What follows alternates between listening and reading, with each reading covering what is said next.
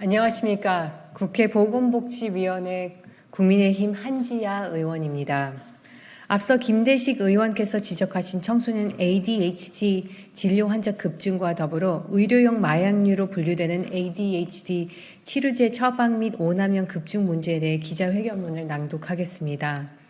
건강보험심사평가원 자료를 분석한 결과 대표적 ADHD 치료제이자 공부 잘하는 약으로 잘못 알려진 한국얀센사의 콘서타 처방 건수가 2019년도 36만여 건에서 2023년 120만여 건으로 5년 만에 3.3배 폭증했습니다. 특히 작년 기준 120만 건의 전체 처방 내역 중 10대, 20대를 대상으로 한 처방이 무려 80만 건으로 이르는 것으로 나타나고 있습니다.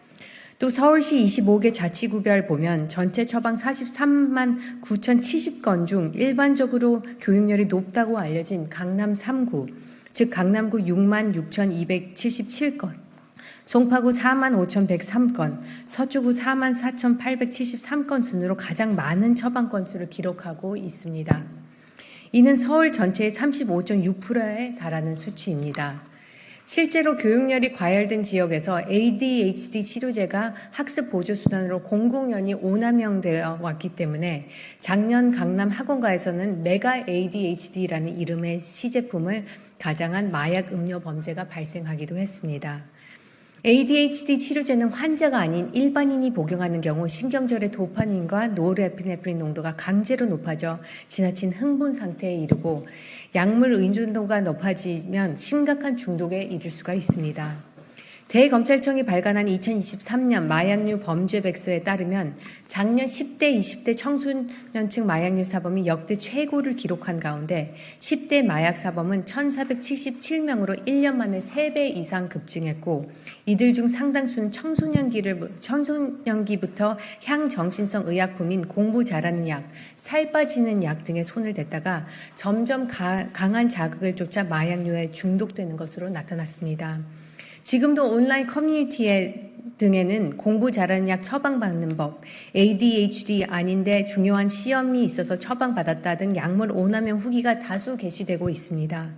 특히 9월 평가원 모의고사와 11월 대학 수학능력시험 다가오면 또다시 학원가가 밀집한 지역을 중심으로 ADHD 치료제가 공부 잘하는 약으로 둔갑해 우리 학생들이 현혹될까 몹시 우려스럽습니다.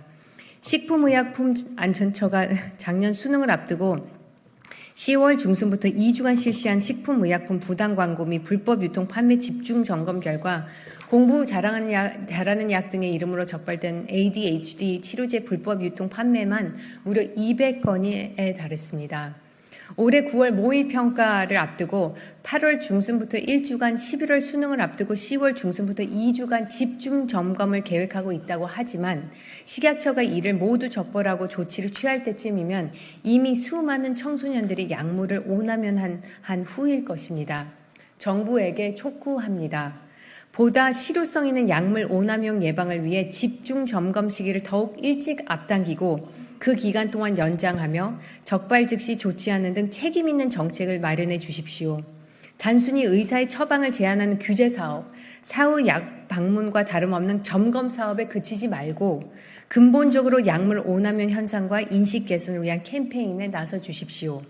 저 또한 국회 보건복지위원회 위원으로서 의료인 출신 국회의원으로서 우리 청소년들이 어린 나이부터 약물 오남용에 빠져 정신과 육체의 건강을 잃는 일이 없도록 안전한 의약품 복용 환경 조성을 위한 입법과 정책 마련에 최선을 다하겠습니다. 감사합니다.